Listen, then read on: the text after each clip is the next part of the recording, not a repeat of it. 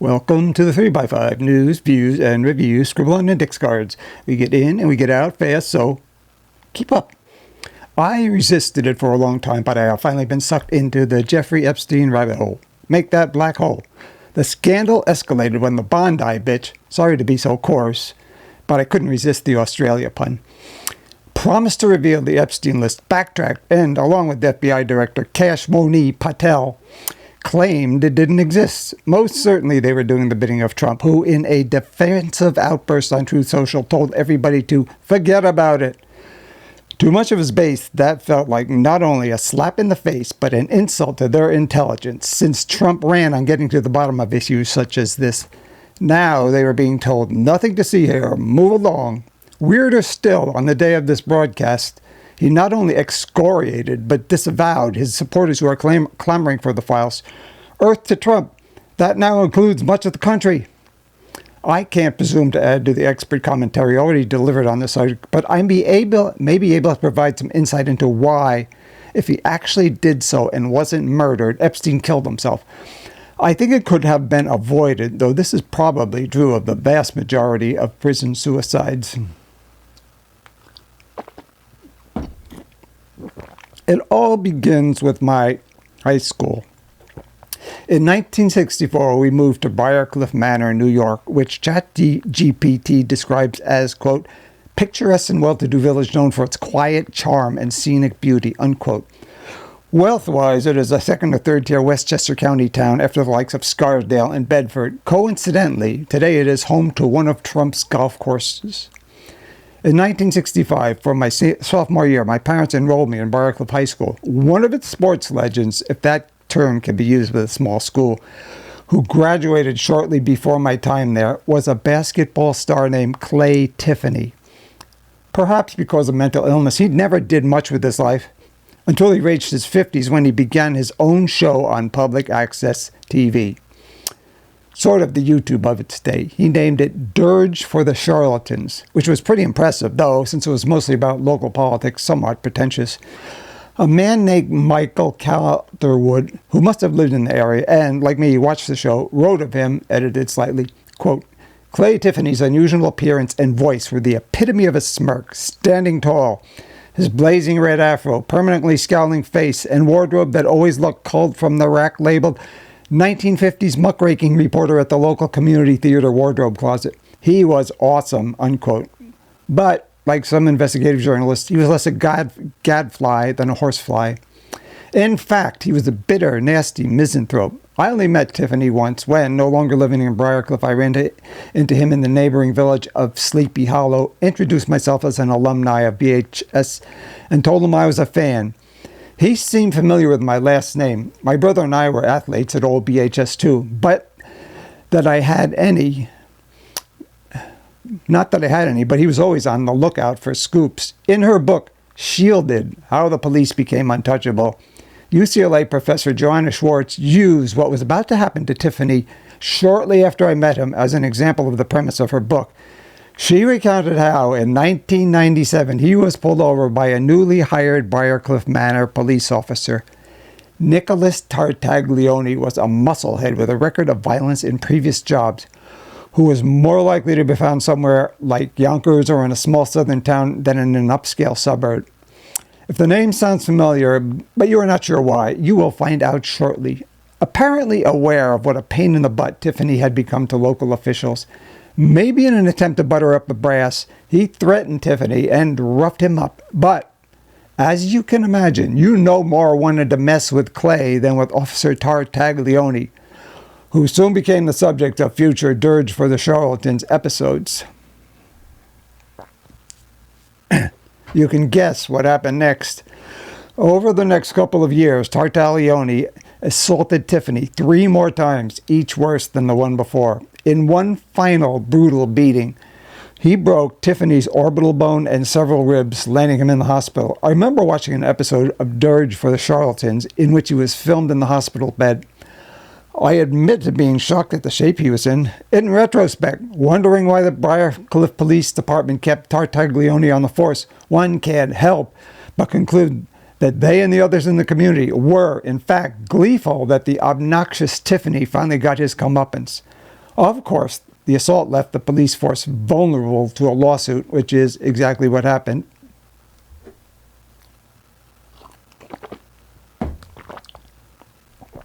Tartaglione was dismissed from the police force, though, oddly, he was later reinstated, receiving back pay. He offered to settle the lawsuit for $200,000. Tiffany accepted. He had no job. I think he lived in his mother's house. But, and this is what piqued the interest of the aforementioned Joanna Schwartz, she figured the money was coming from the then-fired Tartaglione, but the town of Briarcliff Manor revealed that its insurance company had covered it. Schwartz writes, slightly edited, quote, "I was shocked. Why would Briarcliff Manor's insurer pay six figures to settle a case against an officer they had fired who was acting outside the scope of their employment? Chapter 10 of Shielded," recall that is her book, "helps explain why," unquote. If only to find out why, I may have to buy the book. If so, I will let you know. So, where am I going with this? It gets worse with Tartaglione. Much worse. He left the force, moved upstate, and embarked on an exciting new career, dealing cocaine. That got derailed when, in a financial dispute, he and two associates murdered 4 people. He personally strangled one. The other 3 were executed by gunshot and buried on his property. One can't help but conclude that he wasn't the sharpest tool in the shed, or a few cards short of a full deck. Take your pick of those kinds of cliches. Ultimately, in 2024, he was convicted and sentenced to 4 life terms. 5 years before that, though, who did he find himself cellmates with at the Metropolitan Correctional Center in Manhattan? You guessed it, Jeffrey Epstein. Both were considered high-profile inmates to be isolated in the so-called special housing unit, supposedly protocol. It's obvious that as an accused short eyes, as inmates used to call pedophiles, now chomo is apparently more common, that Epstein had to be protected. As for Tartaglione, since he had killed Latinos, it was probably assumed that one of the gang members would shank him. Hold on just a minute.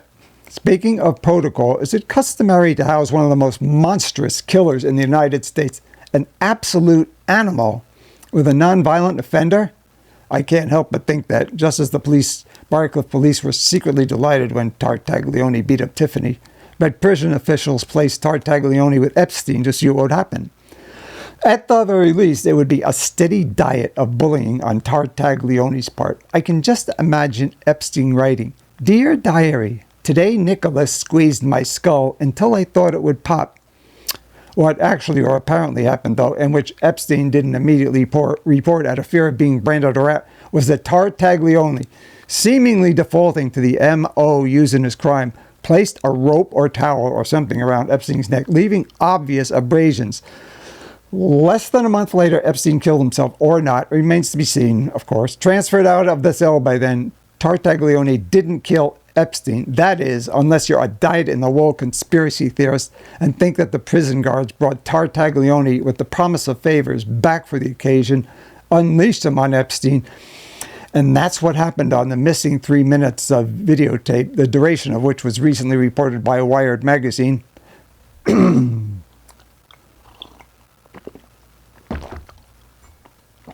Thus, my humble addition to the Epstein story is that if you accept that he committed suicide, he might not have done so if the prison hadn't either negligently or with malice aforethought paired him with Tartaglione, who bullied him until he was but a quivering mass of humanity. Further evidence that Epstein wasn't protected was that he deposited money in the commissary accounts of inmates who he must have encountered on the occasions when he was out of his cell to keep them from picking on him. If prison officials hadn't let him be terrorized, he would probably have lived to reveal which of the guests to his island had sex with the underage women he trafficked. Hence, there would have obviously been no furor over his files or client list. In an aside, what exactly is meant by client, as in client list? I don't think Epstein's guests were paying for sexual services, though, come to think of it, client might be appropriate because some think he was using the sexual acts to blackmail his guests into becoming clients of his financial services.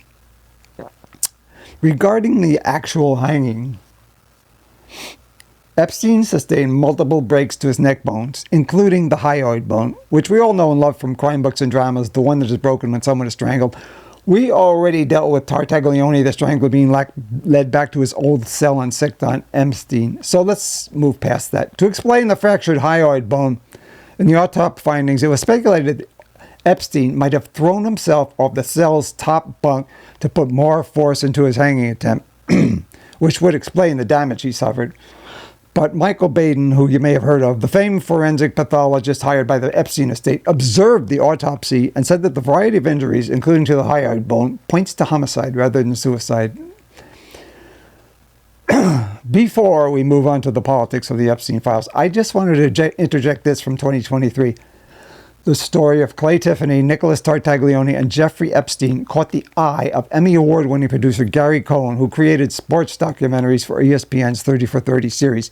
He called Tiffany a true citizen journalist who he saw as a vanishing species. Cohen said, quote, "It's this erosion that creates the need for Clay Tiffany, and the object lesson is Tartaglione. Clay was screaming that Tartaglione was a rogue cop before he was a drug dealer. He was an inconvenient truth to the system," unquote. Though Cohen's interest never led to a film. Hence mine.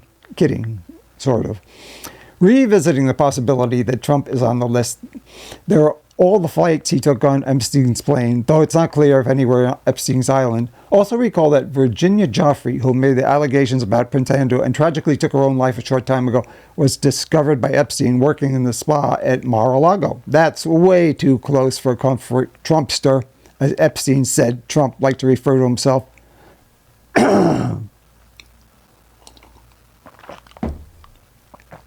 But most of all, there was his friendship with Epstein. How odd to characterize it that way for someone who was famously friendless. Perhaps that was the only friendship of his adult life. Though, according to Trump biographer Michael Wolff, who spent time at the island and interviewed him extensively, Epstein said of Trump, open quote, "The moral compass just does not exist," end quote. The moral compass just does not exist. Imagine someone like Epstein saying that about you. In a Yale Review interview with him, Wolff was eliminating about the mutual mentality of Trump and Epstein. Open quote, "They are playboys in that old-fashioned kind of sense. That's what they do. That's what they want. That's the world that they have decided they can live in. And part of the reason they're trying to make money is to live in that world." End quote. Finally, if Trump is on the list, MAGA won't care. In the Yale Review interview, Wolff pointed out how much of MAGA is quote, open quote, obsessed with Epstein and the supposed Epstein client list, which they see as exposing the corruption of liberal elites. But having Epstein on tape talking about Trump, saying that he was Trump's closest friend for a decade, or talking about how Trump liked to sleep with his friends' wives, made no difference at all to them, end quote. His supporters already know that Trump is a monster. They're just out for lib blood. But it cracks me up how certain MAGA is that liberals on the list. First, who cares if Bill Clinton is on it? What's a little more disgrace to them than the Democrats? Besides, nobody loves a circular firing squad more than Democrats. You have only to remember Al Franken. We have always been too eager to purge. At least, weak as that makes us, at least we're not in denial.